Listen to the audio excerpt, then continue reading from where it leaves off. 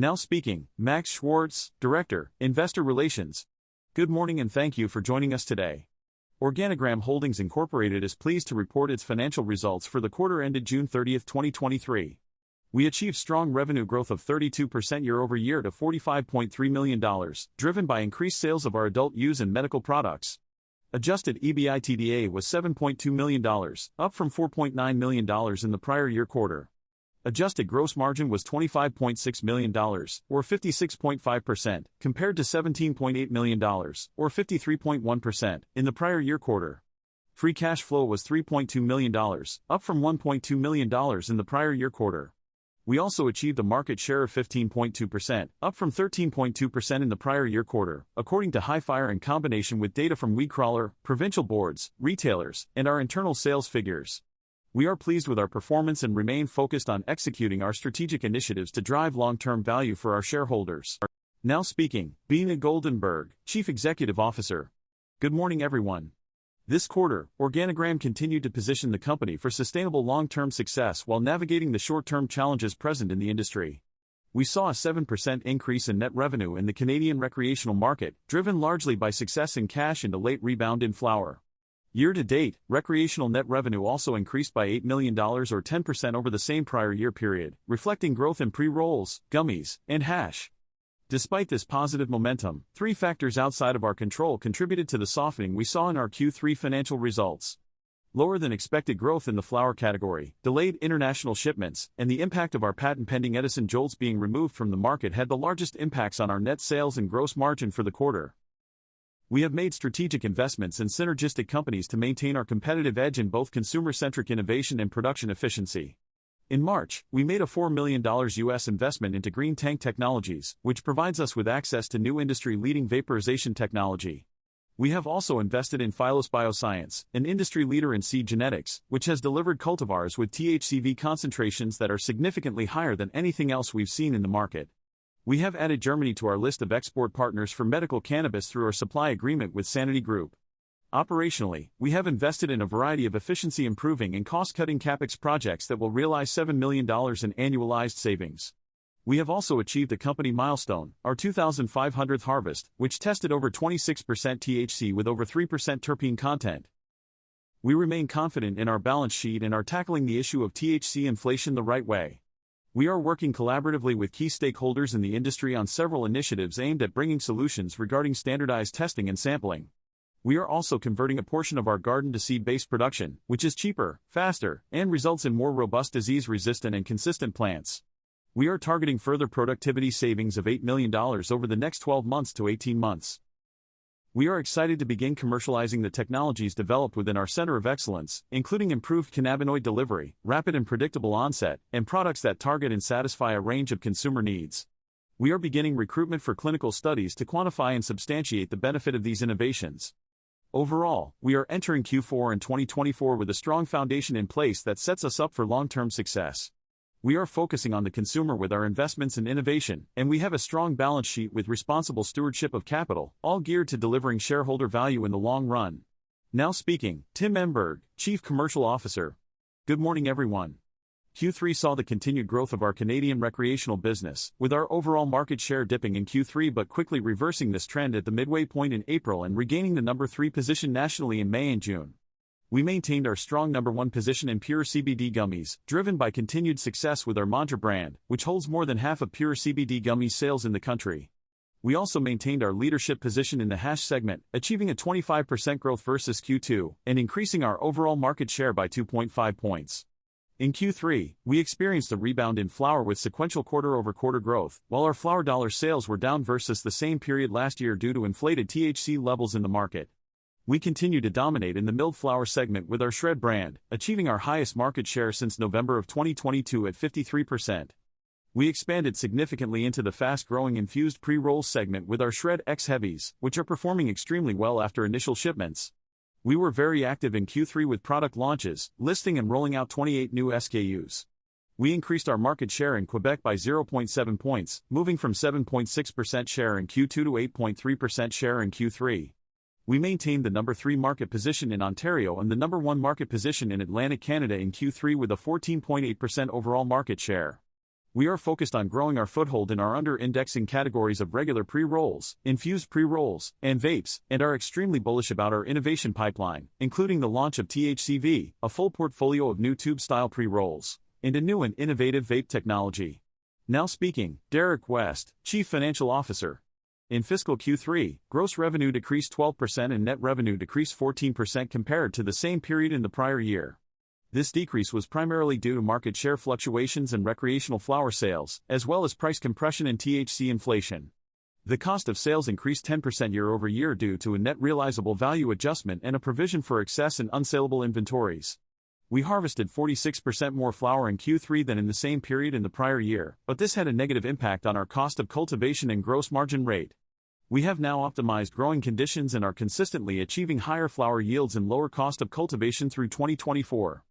On an adjusted basis, Q3 gross margin was 19% of net revenue, compared to 24% in Q3 fiscal 22. SG&A expenses increased to $19 million in Q3 23 from $17.5 million in Q3 22. Adjusted EBITDA was negative $2.9 million, compared to $583,000 in Q3 22.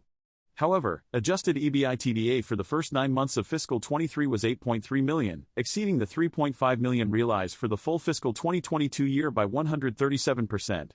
International shipments, which for the first 9 months of fiscal 23 was $18.3 million, exceeded the $15.4 million realized for the full fiscal 2022 year by 19%. An impairment loss of $191 million was recognized due to market capitalization trading significantly below shareholders' equity and operational results. Net cash used in operating activities before working capital change was $5.5 million in Q3 fiscal 23, compared to $6.4 million in the prior year period. Cash used in investment activities in Q3 23 was $3.5 million, compared to cash provided at $51.7 million in Q3 22. On May 31st, the company had unrestricted cash of $53 million and restricted cash of $22 million, for a total of $75 million with very low debt. The company expects to resume generating positive adjusted EBITDA in Q4 23 and forecasts a remaining cash CapEx spend of approximately $10 million for fiscal 23. If completed as planned during this fiscal year, the company expects to generate positive free cash flow by the end of calendar 23. Now speaking, Beena Goldenberg, Chief Executive Officer. As a leading pure-play cannabis company, Organigram is focused on long-term growth and shareholder value. The company is investing in R&D, both internally and in partnership with BAT, and fine-tuning its strategy to drive down costs and gain market share domestically and internationally. This focus, combined with financial discipline, is expected to deliver solid results through 2024. The majority of Canadian publicly listed LPs are now trading at market capitalizations of less than $50 million and, in many cases, are carrying material debt balances, stretching payables, and are in arrears on paying their excise taxes and regulatory fees. As a result, the pace of corporate restructurings, including bankruptcies, is expected to increase, allowing Organigram to capture market share.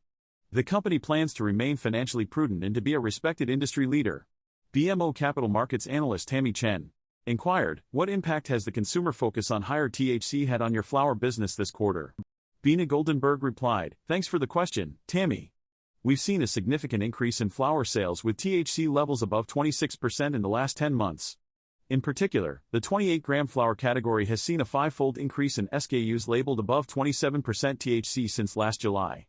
We believe this is due to deceptive practices and have taken steps to respond by lowering our pricing and increasing potency in our own facility. We're also engaging with key stakeholders and speaking to Health Canada and other labs to find solutions to address this issue." BMO Capital Markets analyst Tammy Chen inquired, "Did the THC phenomenon impact shred and milled flower products?" Beena Goldenberg replied, "The impact of the market on flower products was felt across pre-rolls and milled flower. We saw a decrease in the value equation of milled flower due to lower prices on whole flower, so we introduced new flavors and a 14-gram offering to address this. We also found that pre-rolls were being labeled at 25.5% potency, but an average of 8 lab tests showed the potency to be 18.7%. This is an issue the industry needs to address." ATB Capital Markets analyst Frederico Gomez inquired, "What is your strategy to better compete with higher THC flower and pre-rolls? How can you differentiate your product given that new consumers are focused on THC content? What is your view on the long-term trend of increasing THC levels?" Beena Goldenberg replied, "Thank you, Fred. We're taking a multi-pronged approach to address the issue of elevated potency levels in the market. We've approached provincial boards to explore the potential of requiring a second certificate of analysis from licensed producers on flower over 27 to 28% potency. This has been implemented in Michigan and is not unique to Canada. Health Canada has also recently announced they will start testing potencies. Internally, we are introducing new cultivars with higher potency, hanging dry flower to drive higher potencies, and have seen our potency rate in our garden increase from 25% in Q1 to almost 50% in Q3. We are also focusing on gummies, hash, and innovation to create the right value equation for consumers, while driving down costs to improve margins. Lastly, the OCS has changed their markup model, which we expect to flow through in the fall. We are working with all stakeholders to address this issue and ensure our long-term success. ATB Capital Markets analyst Frederico Gomez inquired, "Can you provide more insight into your decision to invest in seed-based production? When can we expect to see the financial impact of this move? What risks do you see in this initiative, given that you are a first mover?" Bina Goldenberg replied, "Thanks for the question. We're rolling out our seed-based production slowly with a test-and-learn approach. This is significantly faster than coning and propagation, which takes 21 days. With seeds, it's 0 days, just put a seed into the pot and the flower grows in the same amount of time. This reduces labor and disease, and produces more standardized flowers. We expect to see cost savings into next year, and part of the $8 million identified as next year's savings will come from the benefits of seed-based production." Alliance Global Partners analyst Aaron Gray inquired, "What timing do you expect to see restructurings and bankruptcies in the industry, and what factors are giving you confidence that this shift is happening now?" Bina Goldenberg replied, "Thanks for the question. We're already seeing the effects of the capital crunch in the cannabis industry. Last year, 40% of bankruptcies in Canada were cannabis companies, and we've seen a handful of companies restructure in the last 2 months. CRA has identified over 70% of LPs that are behind on paying their excise taxes, and they're starting to put their foot down. Companies are using borrowed money to drive retail activity, but their runway is running out. CRA's stat from last week showed that the number of people not paying their taxes is up 225%. We expect this trend to accelerate over the next 12 months as capital markets remain tight. We'll be looking for opportunities to gain market share as companies with limited runway are unable to replenish. Consolidation in the industry is needed, and we anticipate this will happen in the next 12 months." Stifel Financial Corporation analyst Andrew Partheniou inquired, "Can you provide more clarity on the guidance for positive EBITDA next quarter, including R&D costs, and explain the large impairment reported?" Derek West replied, "Thanks, Bina. Andrew, our EBITDA was impacted this quarter due to a decrease in yields from modulating plant science and facility to improve THC, which increased our cost of cultivation. By the end of Q3 and beginning of Q4, we returned to prior higher yields, which should improve flower margins. B2B sales were lower than normal, but we anticipate a pickup in Q4. We have implemented cost initiatives and automation to further improve margins and throughput. We expect to return to positive EBITDA in Q4 and into fiscal 24. The impairment was driven by low Canada share prices and our Q3 operational results being below expectations. This resulted in a detailed analysis and review, leading to the impairment. The benefit is a 5-point improvement to our margin rate as the adjustment flows through the P&L. Stifel Financial Corporation analyst Andrew Partheniou inquired, "Can you provide some insight into the changes you made to your growing conditions that resulted in a temporary loss of yield and how you were able to maintain THC potency?" Bina Goldenberg replied, "Good question, Andrew. We implemented fractional watering in our facility with the goal of increasing THC content. Unfortunately, we rushed the process and saw a drop in yields. We adjusted our approach and were able to reproduce the results we saw in our plant science area, resulting in higher potency and historical yields. The lesson here is to move a bit slower, but we felt the urgency to increase THC levels in our flower to meet consumer demand." 8 Capital analyst Ty Collin inquired, "Could you comment on the price reductions taken in the quarter? Were they concentrated in the 28-gram flower category or applied broadly across the product portfolio? Do you think there's room to claw back pricing over time with new innovations?" Tim Emberg replied, "Thanks for the question, Ty. We looked at price adjustments, primarily on our 28-gram size format. 60% of our flower volume comes from shred and 40% from whole flower. We increased the price of our big bag of buds in early spring, but then had to lower it by 20% to remain competitive. The overall market is seeing volume growth of 10%, but sales dollars are down 3.5%. This is likely due to most LPs making adjustments to balance off the price to THC ratio. In our case, we've gone as deep as a 20% adjustment." 8 Capital analyst Ty Collin inquired, "Bina, what catalysts are influencing your decisions on when and how to invest in the U.S. market? Are you considering THC assets, and, if so, how would that investment be structured?" Bina Goldenberg replied, "Good question. We continue to monitor the U.S. market, as it remains federally illegal. However, we are cognizant of our TSX and NASDAQ listings and must protect them. The descheduling of cannabis is something we are looking into to understand our opportunities. We have already taken a step into the U.S. market with our investment in Phylos through a convertible loan. We have the balance sheet and strategic investor bat to take advantage of the current market conditions while we focus on strengthening our business in Canada. Bina Goldenberg replied, "Thank you for joining us today. At Organigram, we are taking a long-term approach to the industry, focusing on innovation, differentiation and cost reduction to improve our margins. We are confident that our strategy will be successful and look forward to sharing our Q4 results with you."